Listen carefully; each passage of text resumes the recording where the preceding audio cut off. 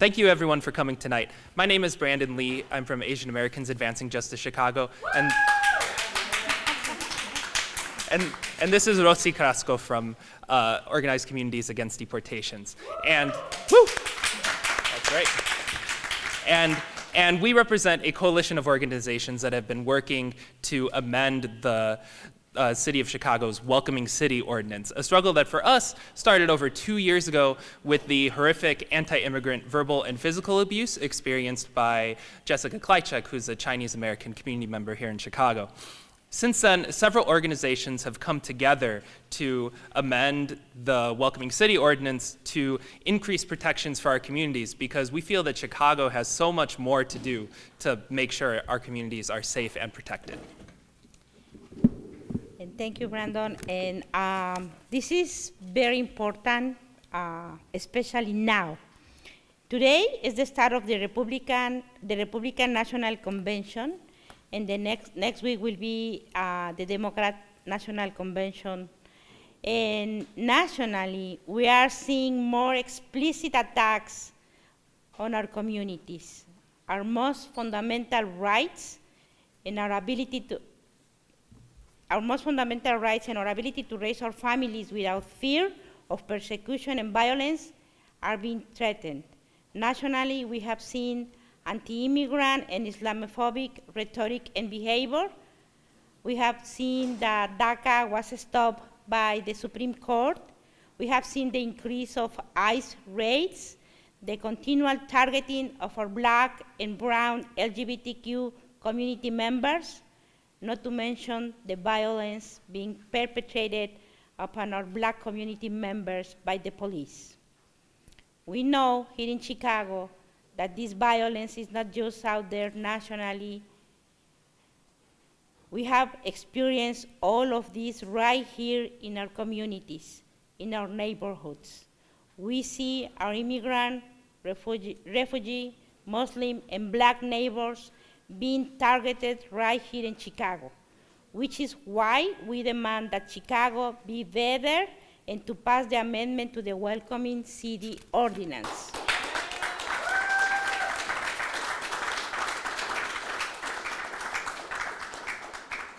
We know that those of you in the room are with us. The Asian American Advancing Justice Chicago. Woo! Organized Communities Against Deportations, the CBC-AC Japanese American Service Committee, Chinese. How about Coalition for a Better Chinese American Community? Thank you. Chinese Mutual Aid Association, Asian American Trafficking Outreach Project. Yeah. Korean American Resource and Cultural Center. You want to follow it? Eye to Eye, Asian Pacific Islander Pride of Chicago. How about Center for Community Change? Center for Community Change? Yeah. How about CARE Chicago? Woo! How about Illinois Coalition for Immigrant and Refugee Rights here? National Immigrant Justice Center? Yeah. Southwest Organizing Project. Centro de Trabajadores Unidos, Immigrant Worker Defense Project. The Latino Policy Forum, Mujeres Latinas en Acción, Enlace, the Korean American Resource and Cultural Center, Chicago Religious Leadership Network on Latin America, Chicago Community and Workers' Rights, the Latino Union of Chicago, Brighton Park Neighborhood Council, Communities United. And the Bluest Lie campaign, Chicago. Thank you. So tonight we're going to start with a recap of the amendment to the Welcoming City Ordinance and go over some updates and some recent developments that have come up. And for that, I'm going to turn it over to Van Hyun from Asian Americans Advancing Justice.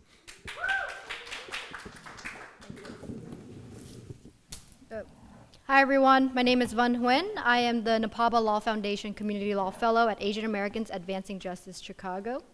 As Rosie and Brennan already mentioned, for the past 2 years, immigrant rights organizations around Chicago have worked together to push for amending the Welcoming City Ordinance to offer greater protection for the immigrant community. In 2012, when the Welcoming City Ordinance was passed, one of its stated goals was to, quote, make Chicago the most immigrant-friendly city in the world. However, since then, the city of Chicago has fallen behind other major cities. In order to strengthen protection for immigrants in Chicago, we offered the following changes to the Welcoming City Ordinance. 1, the amendment to the ordinance puts in place explicit language prohibiting city employees, including Chicago police officers, from threatening deportation and questioning any individuals or their families' immigration status. Thank you. This is in accordance to the intent of the ordinance at its inception, which states that city employees should not subject immigrant community members to physical abuse, threats, or intimidation based on their immigration status. The provision would define the prohibited act as coercion and threatening conduct for purposes of the Welcoming City Ordinance. Second, although the enactment of the ordinance limited the cooperation of local law enforcement with the federal enforcement of civil immigration matters, it maintained 4 exceptions known as the carve-outs, which raises serious concerns of due process and equal treatment. We note that, since the Welcoming Ordinance prohibits arrest, detention, and information with ICE regarding individuals with immigration warrants, we question why such a warrant combined with a pending felony prosecution, prior felony conviction, or inclusion in a gang database justifies an exception. We believe that taken as a whole, these changes will help to foster trust between the city and immigrant communities by ensuring immigrants can confidently engage with city agencies without the fear of deportation. The amendment put forth will create safer communities and further solidify Chicago as a welcoming, multicultural hub where all residents can continue to thrive and contribute to our vibrant city.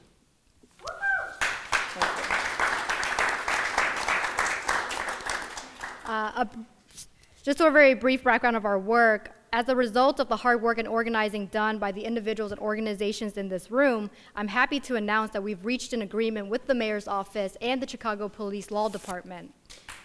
Thank you. And so while we are disappointed that this will not be passed in July on Wednesday, we do have a commitment to get this passed by September, beginning with the amendment being introduced on Wednesday at City Council. This morning we had a press conference, and there in support was Alderman Wagisbeck, Alderman Pawar, Alderman Rosa, and Alderman Cardenas. Also with the support of the Latino Caucus, the Progressive Caucus, and the Asian Caucus. We look forward to continue to engage with our legislative allies, working with the Mayor's Office in order to get this passed in City Council.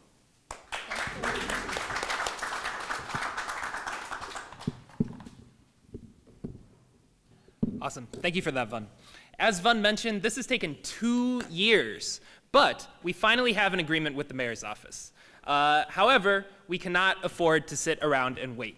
This event tonight is our commitment to remind the mayor and the aldermen of the city of Chicago that we will be calling and meeting with them to make sure that the Welcoming City Ordinance Amendment is actually passed this September. Because the longer it takes, the more lives are at stake for our communities. And now, to speak about how it impacts our communities, we have several community members here to speak. First up, I'd like to welcome Hoda Kotebi from CARE Chicago.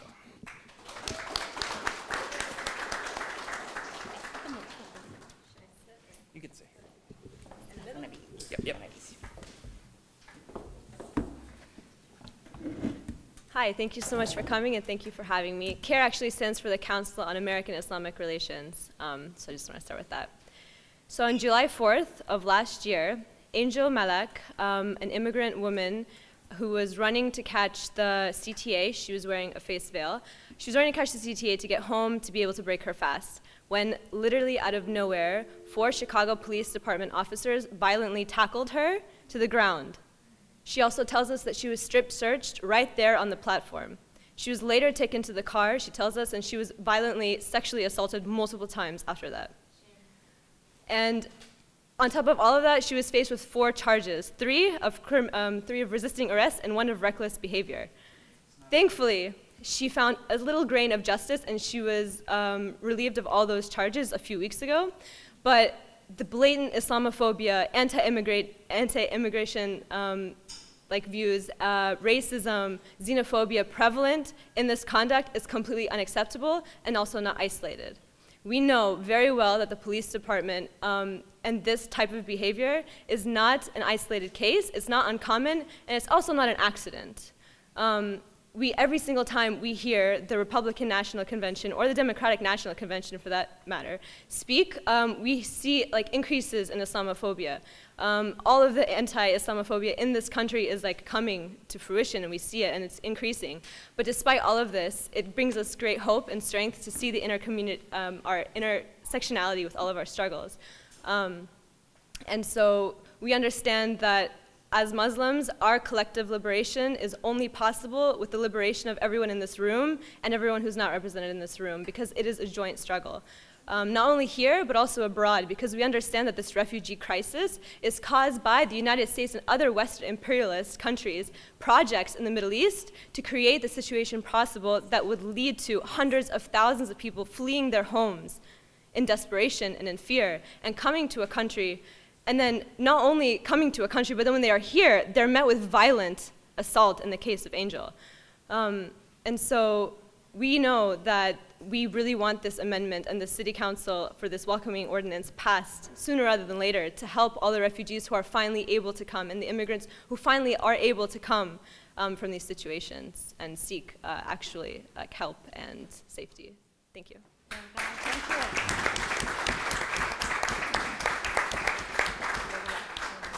Hi there, and now, thank you, Hoda. And now I'd like to welcome Emanuel from the Bluest Lie campaign.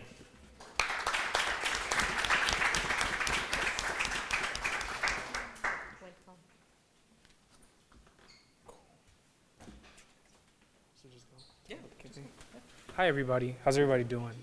Good? Cool. So my name's Emanuel.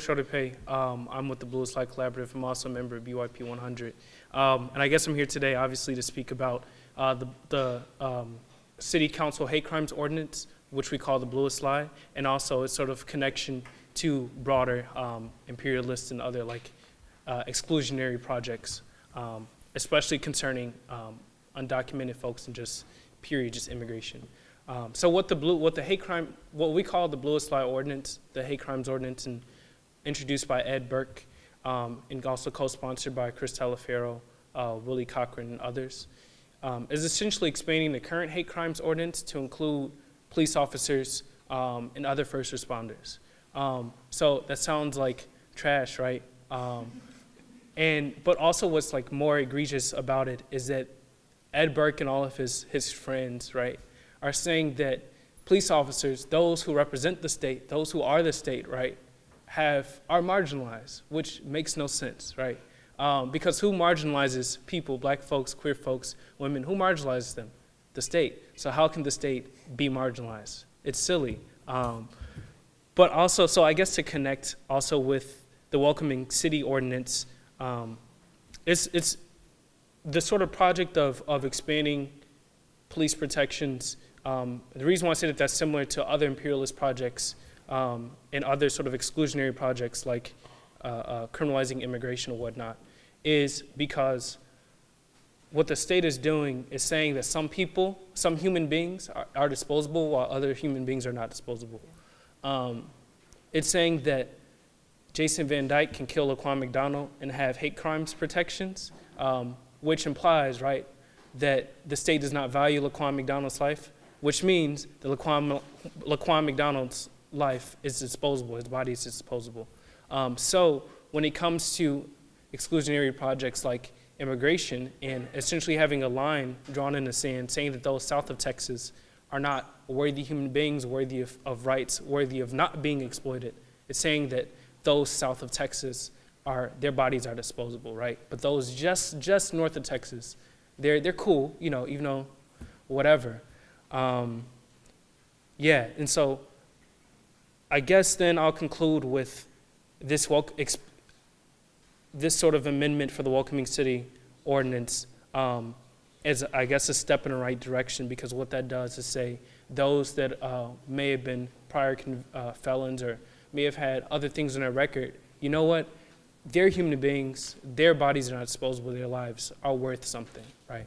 And it's sort of a direct FU to Ed Burke's bluest lie ordinance, which says the police are not marginalized, which is, again, silly. So there we go. Awesome.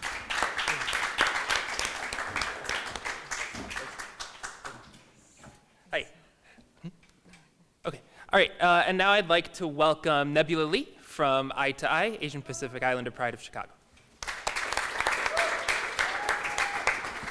I just want to remind people, if you need interpretation, la gente que necesita interpretación del inglés al español, pueden acercarse con Demian, por favor, para que les dé equipo. Gracias.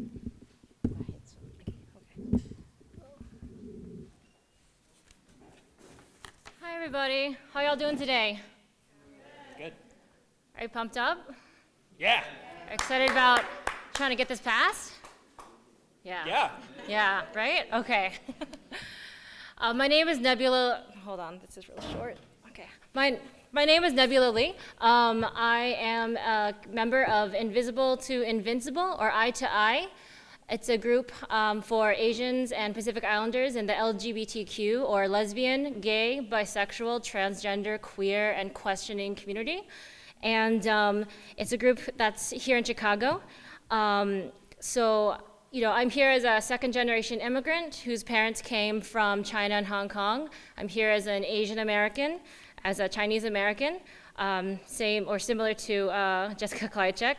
And I'm here as an ally to the undocumented community. I'm also here as someone who identifies as queer, and I'm here as someone who is gender nonconforming, so someone who is neither a man nor a woman, something kind of outside of that. Thank you, Sam.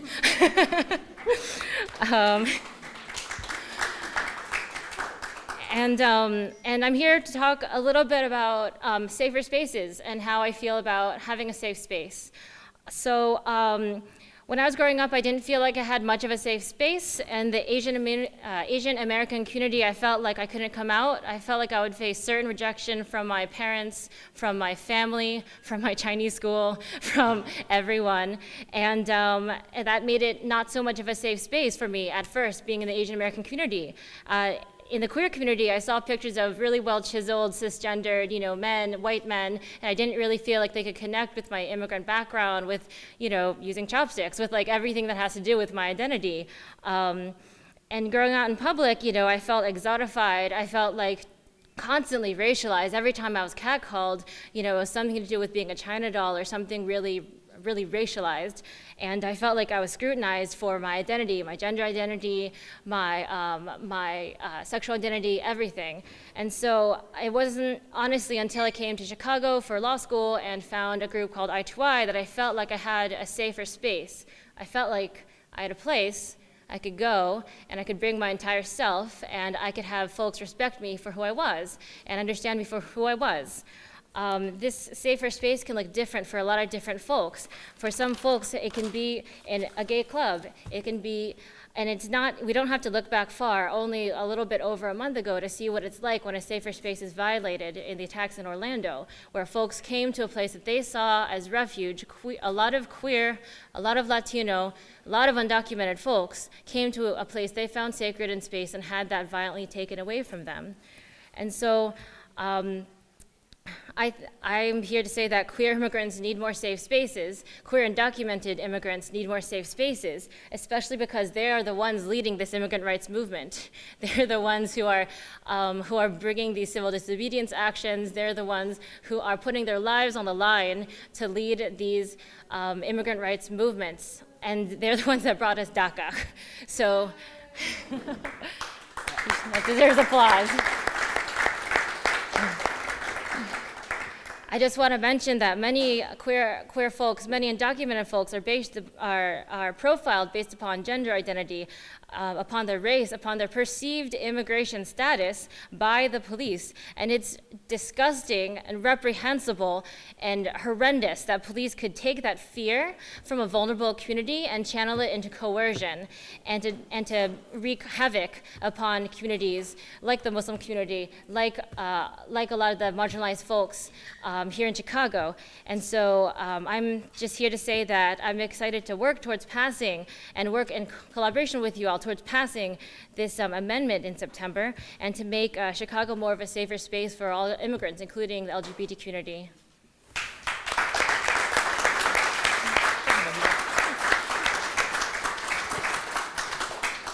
Thank you, Nebula. And finally, I would like to welcome Berenice Moreno from OCAD.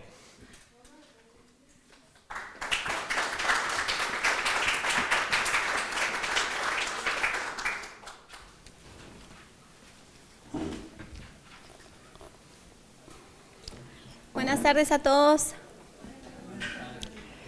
Mi nombre es Berenice Alonso. Good afternoon. My name is Berenice Alonso. Tengo ya casi 16 años aquí. Tengo 5 hijos nacidos también aquí en Chicago. Les voy a platicar para resumir un poquito de la historia de mi esposo, la situación por la que estamos pasando. I've been here for 16 years. I have 5 U.S.-born children, and I want to talk to you a little bit about the situation that I'm living through with my husband. Mi esposo en el 2009 tuvo un DUI, manejó bajo la influencia del alcohol. Prácticamente es una felonía. Se la pusieron agravada porque él no tenía licencia de conducir en ese tiempo. Después de que pagó sus cargos.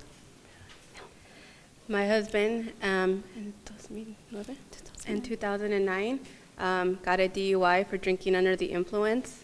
They elevated to an aggravated felony because he didn't have a driver's license. He paid his fines. Pagó todos sus cargos, fue a clases de rehabilitación y aún así fue procesado con inmigración. He completed all of his classes, paid all of his fees, and even in that, he was referred and sent to ICE, to immigration. Fue procesado con inmigración debido a la colaboración de la policía de Will con ICE. He was processed to immigration in a police collaboration with Will County. Fueron días sumamente preocupantes para nosotros como familia. Pues sí, pensando que en cualquier momento podría ser el deportado. We went through days of anguish as a family, thinking that at any moment he can be deported. Después de luchar por años para que pararan la deportación, nada funcionó. After years of fighting to stop his deportation, nothing worked. Y en marzo del 2016 el juez pidió a mi esposo José Juan que saliera para el 15 de abril. And in March of 2016, a judge ordered him to leave the country by April 15th. Prácticamente sería deportado un día después de su cumpleaños. He basically would have been forced to deport a day after his birthday.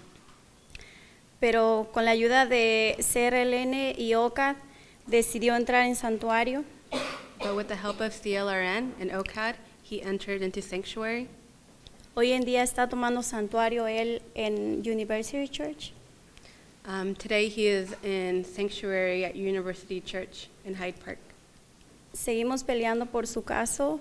Fue una decisión muy difícil de tomar para entrar al santuario. It was a really tough decision to make for him to enter into sanctuary. Hoy en día ya son 3 meses que él se encuentra ahí, un poco desesperado.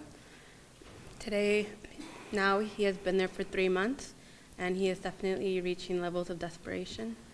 Todo esto pasó por la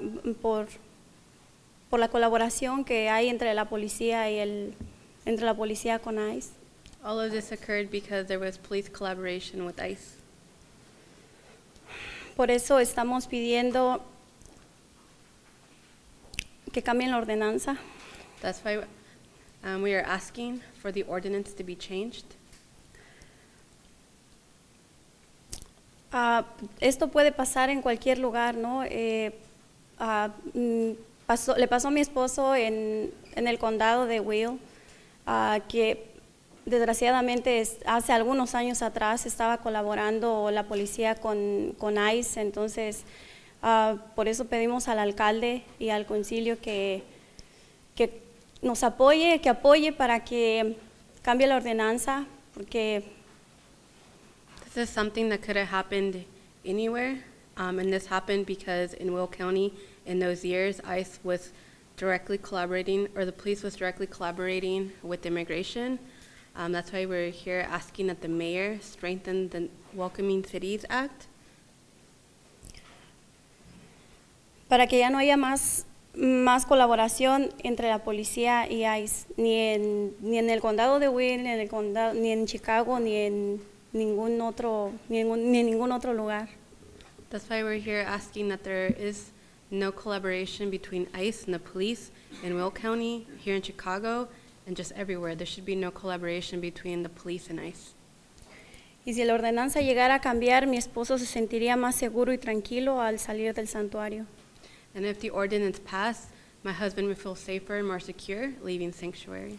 Al igual que muchas familias que se encuentran en situaciones similares. As many families who are currently facing the same situation. Gracias a todos. Thank you.